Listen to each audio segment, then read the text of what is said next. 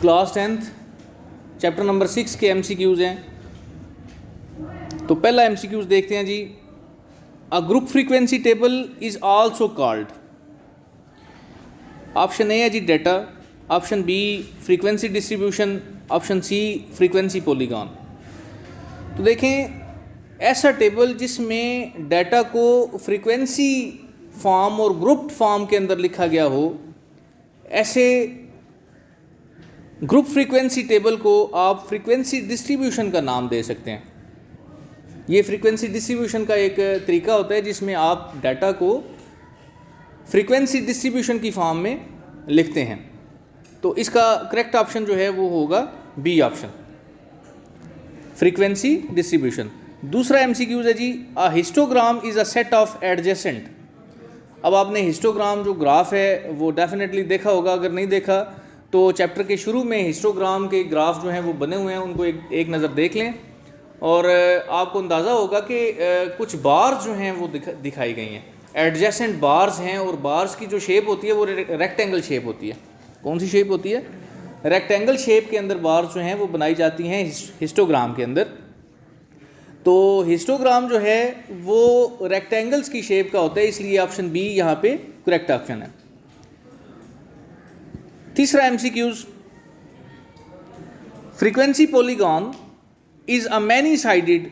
अब ये पूछ लिया गया है जी फ्रीक्वेंसी पॉलीगॉन। अगर आपके पास फ्रीक्वेंसी डिस्ट्रीब्यूशन का डाटा है, आपने उसकी मदद से पॉलीगॉन जो है वो बनाई है, पॉलीगॉन लाइक ग्राफ जो है वो आपने बनाया है, तो पॉलीगॉन किस शेप की होती है? तो डिफरेंट साइड्स होती हैं और एक क्लोज्ड शेप जो है वो बनी होती है। और पॉलीगॉन अगर आपने नहीं देखी तो ये आप को दिखा देते हैं। तो ये जैसा कि आपने देखा क्लोज्ड फिगर जो है ये आपको नज़र आ रही है। ऑप्शन ए जो है ये इसमें करेक्ट ऑप्शन होगा। चौथा MCQs, a cumulative frequency table is also called. Cumulative frequency table जो है इसको मज़ीद क्या कहा जा सकता है? फ्रीक्वेंसी डिस्ट्रीब्यूशन कहते हैं? नहीं जी, डाटा कहते हैं? डाटा भी नहीं कहते। ऑप्शन सी जो है less than cumulative frequency distribution, तो ये करेक्ट ऑप्शन होगा, less than cumulative frequency distribution. ये इस MCQs का दुरुस्त आंसर है। पांचवा MCQs, in a cumulative frequency polygon frequencies are plotted against. जब आप फ्रीक्वेंसी डिस्ट्रीब्यूशन के डाटा से एक पॉलीगॉन प्लॉट करते हैं, पॉलीगॉन ड्रॉ करते हैं, तो आप किस चीज़ को बेस बनाते हैं? किस तरह से आप पॉलीगॉन को जो है वो ड्रॉ करेंगे? किस चीज़ का ध्यान रखेंगे? तो ऑप्शन ए है मिड पॉइंट्स, ऑप्शन बी है upper class boundaries, option C है क्लास लिमिट। तो इसका करेक्ट ऑप्शन होगा अपर क्लास बाउंड्रीज। तो अपर क्लास बाउंड्रीज के हिसाब से आप पॉलीगॉन जो है वो ड्रॉ करते हैं। छठा MCQs, arithmetic mean is a measure that determines a value of variable under study by dividing the sum of all values of the variable by their numbers। ये arithmetic mean की definition है। इस arithmetic mean की definition को याद भी कर लें और यहाँ पर MCQs का जो correct option होगा वो ऑप्शन ए है, इसको भी ज़ेन नशीन कर लें। सातवां MCQs है जी, a deviation is defined as। Deviation की definition जी, a deviation is defined as a difference of any value of the variable from a, option A है जी constant, option B histogram, option C sum. तो deviation का मतलब होता है अपनी जगह से, अपनी कदर से, अपनी वैल्यू से हट जाना। तो कोई भी वैल्यू है, लेट सपोज x है, तो x से कोई वैल्यू जितना डेविएट करती है वो x+1 हो जाती है, x+3 हो जाती है, x+4 हो जाती है, तो वो x से हट रही है। तो वो कितना डेविएट होती है तो डिपेंड करता है उस x वैल्यू पे, यानी कांस्टेंट पे। तो यहाँ पे करेक्ट ऑप्शन जो होगा वो ऑप्शन ए है, कांस्टेंट। MCQs नंबर 8 है जी, a data in the form of frequency distribution is called. तो ये ग्रुप डाटा कहलाएगा।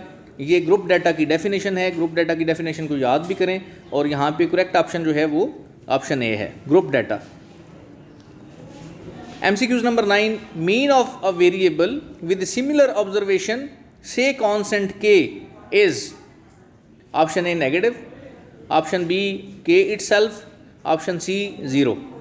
तो यहाँ पे सवाल को ज़रा समझ लें कि अगर आपके पास 3 वैल्यूज़ हैं, 4 वैल्यूज़ हैं, 5 वैल्यूज़ हैं और वो सारी के हैं, लेट सपोज कोई एक वैल्यू आप 2 कंसिडर कर लें, आप 4 कंसिडर कर लें, लेट सपोज आपके पास 4 वैल्यूज़ हैं और चारों 4 हैं, आप उनका अरिथमेटिक मीन फाइंड करेंगे तो वो 4 ही आएगा। 4 जमा 4 जमा 4 जमा 4, आप तकसीम भी उसको 4 पे करें तो फिर भी आंसर क्या आएगा? 4 ही आएगा। तो उनका मीन जो है वो सेम आएगा। तो यहाँ पे उसने जो सवाल किया है वो है, अगर आपके पास के एक वैल्यू है और के डिफरेंट वैल्यूज़ हैं, फ़र्ज़ करें 4 हैं, 5 हैं, 10 हैं, के ही हैं, आप उनका जब मीन फाइंड करेंगे तो वो के ही आना है। ठीक है, तो यहाँ पे करेक्ट ऑप्शन क्या होगा? Option B, K itself. MCQs नंबर 10 है जी, mean is affected by change in. ये कुछ प्रॉपर्टीज़ हैं अरिथमेटिक मीन की, इनको आप स्टडी कर लें। 4 प्रॉपर्टीज़ जैसे कि आपने पढ़ी हैं, उन 4 प्रॉपर्टीज़ में से एक प्रॉपर्टी को यहाँ पे डिस्कस किया गया है, mean is affected by the change इन। अब मीन जो है अरिथमेटिक मीन, वो किन चीज़ों से असरअंदाज होता है?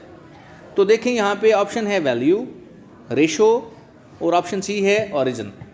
तो यहाँ पे जो सी ऑप्शन है वो करेक्ट ऑप्शन है, यानी अगर आप ओरिजिन चेंज कर देंगे तो ये अरिथमेटिक मीन पर अफेक्ट करेगा। ऑप्शन सी इसका दुरुस्त ऑप्शन है। 11वां MCQs, mean is affected by the change in. Option A place, option B scale, option C rate. तो यहाँ पे ये एक सेकंड प्रॉपर्टी है अरिथमेटिक मीन की। तो अरिथमेटिक मीन या तो ओरिजिन के चेंज होने से चेंज होता है या फिर स्केल के चेंज होने से चेंज होता है। तो बी ऑप्शन यहाँ पे करेक्ट ऑप्शन है। MCQs number 12, sum of the deviation of the variable x from its mean is always. Option A 0, option B 1, option C same. तो यहाँ पे करेक्ट ऑप्शन जो है ये ऑप्शन ए होगा।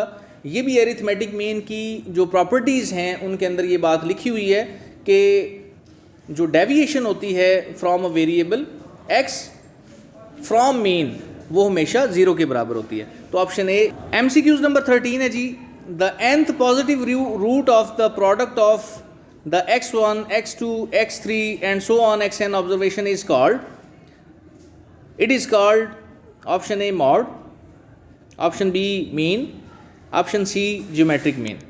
तो ये बेटा जी ज्योमेट्रिक मीन की डेफिनेशन यहाँ पे आपको बताई गई है। तो इसका करेक्ट ऑप्शन जो है वो सी ऑप्शन है, ज्योमेट्रिक मीन। इस ज्योमेट्रिक मीन की डेफिनेशन को आप को याद भी कर लेना चाहिए और यहाँ पे इसका करेक्ट ऑप्शन भी ज़हन नशीन कर लें। 14वां MCQs है जी, the value obtained by reciprocating the mean of the reciprocal of x1, x2, x3 and so on xn observation is called. तो ये हार्मोनिक मीन की डेफिनेशन है। ऑप्शन सी यहाँ पे करेक्ट ऑप्शन है, इसको भी ज़हन नशीन करें और हार्मोनिक मीन की डेफिनेशन भी याद कर लें। 15वां MCQs, the most frequent occurring observation in a data set is called. Option A mode, option B median, option C harmonic mean. तो जैसा कि आपको पता है, मॉड फाइंड करते हुए ही आप डाटा में चेक करते हैं सबसे ज़्यादा वाली वैल्यू कौन सी आ रही है। तो जो सबसे ज़्यादा वाली वैल्यू आती है, सबसे ज़्यादा फ्रीक्वेंट वैल्यू होती है, वो एक्चुअली मॉड ही होता है। तो ऑप्शन ए जो है वो यहाँ पे दुरुस्त ऑप्शन है।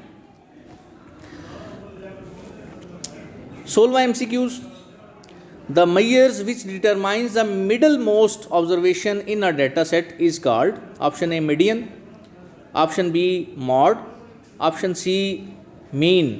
तो यहाँ पे ऑप्शन ए जो है मीडियन, ये यहाँ पे करेक्ट ऑप्शन होगा, क्योंकि जब आप मीडियन फाइंड करते हैं तो आप किसी भी डाटा के अंदर मिडल मोस्ट जो वैल्यूज़ हैं, चाहे वो 1 मिडल मोस्ट वैल्यू आती है फिर भी, और अगर मिडल मोस्ट वैल्यूज़ 2 आती हैं तो फिर भी ये मीडियन ही कहलाती हैं। The observations that divide a data set into 4 equal parts are called quartiles। यानी क्वार्टर से ये लफ्ज़ है, क्वार्टर का मतलब होता है चौथाई हिस्सा, ठीक है। और क्वार्टाइल्स वो डाटा होता है, वो the observation that divide a data, यानी वो ऑब्जर्वेशन जो एक डाटा को 4 बराबर हिस्सों में तकसीम करती है, उसको क्या कहा जाएगा? क्वार्टाइल। तो ऑप्शन बी इसमें करेक्ट ऑप्शन होगा। 18वां MCQ है जी, द स्प्रेड और scatterness of observation in a data set is called. तो तो ऑब्जर्वेशन जितनी स्प्रेड होती है, जितनी फैलती है आप कह लें, ठीक है, या जितनी उसमें स्कैटरनेस आती है, वो किसके बराबर होती है जी? ऑप्शन ए एवरेज है, ऑप्शन बी डिस्पर्शन है, ऑप्शन सी सेंट्रल टेंडेंसी है। तो यहाँ पे करेक्ट ऑप्शन बी है, डिस्पर्शन। डिस्पर्शन का मतलब भी होता है बिखरना, ठीक है, और स्प्रेड का मतलब भी होता है बिखरना या फैलना। तो मीन पोजीशन से जितनी ज़्यादा दूर वैल्यूज़ जाएंगी, जिस हद तक जो वैल्यूज़ हैं वो एक्सटेंड होंगी, तो उतनी ज़्यादा जो है वो डिस्पर्शन होती है, उतनी ज़्यादा जो है वो स्कैटरनेस होती है। तो यहाँ पे बी ऑप्शन जो है वो करेक्ट ऑप्शन होगा, डिस्पर्शन। MCQs नंबर 19 है जी, the measures that are used to determine the degree or extent of variation in a data set are called measure of option A dispersion, option B central tendency, option C average। तो इस MCQs का मतलब match कर रहा है ऊपर वाले MCQs के साथ कि वो पैमाइश जो हमें बताती है कि आपका जो डाटा है वो कितना वेरी कर रहा है, कितना ज़्यादा जो है उसके अंदर चेंजिंग्स आ रही हैं, किस हद तक जो है वो उसके अंदर तब्दीली है या स्कैटरनेस है। तो ये आपकी मैयर जो है ये असल में डिस्पर्शन को ही शो कर रही है। तो ऑप्शन ए इसका करेक्ट ऑप्शन होगा। 20वां MCQ है जी, the extent of variation between two extreme observations of a data set is measured by option A average, option B range, option C quartiles. तो ये एवरेज भी नहीं हो सकती, क्वार्टाइल भी नहीं हो सकता, बल्कि दो सबसे कम और सबसे ज़्यादा वाली वैल्यू का जो डिफरेंस है ये असल में रेंज होता है। ये रेंज का फार्मूला भी आपने पढ़ा होगा, x maximum minus x minimum. तो मैक्सिमम वैल्यू में से मिनिमम वैल्यू को माइनस करने से आपके पास एक्चुअली रेंज आती है। तो यहाँ पे करेक्ट ऑप्शन जो है वो ऑप्शन बी होगा। 21वां MCQ जी, the mean of the scale deviation of xi where I is equal to 1, 2, 3 and so on up to n observations from their arithmetic mean is called। तो mean square deviation जो है ये variance होती है, ये variance की definition है। Variance की डेफिनेशन इसको याद भी कर लें, और यहाँ पे जो करेक्ट ऑप्शन होगा वो ऑप्शन ए है, वेरिएंस। 22वां MCQs और आज का आखिरी MCQs है छठे चैप्टर का। The positive square root of mean of square deviation of xi where I is equal to 1, 2, 3 and so on up to n observations from their arithmetic mean is called। तो ये actually definition है standard deviation की। Standard deviation की definition को याद भी करें, और यहाँ पे करेक्ट ऑप्शन ऑप्शन सी होगा। तो सारे MCQs आज के छठे चैप्टर के कंप्लीट हुए। इनको अच्छे तरीके से आपने प्रिपेयर करना है, और इन MCQs में से बहुत से MCQs जो हैं वो बोर्ड के एग्ज़ाम के अंदर आते भी हैं, तो इसलिए इनको लाइट नहीं लेना।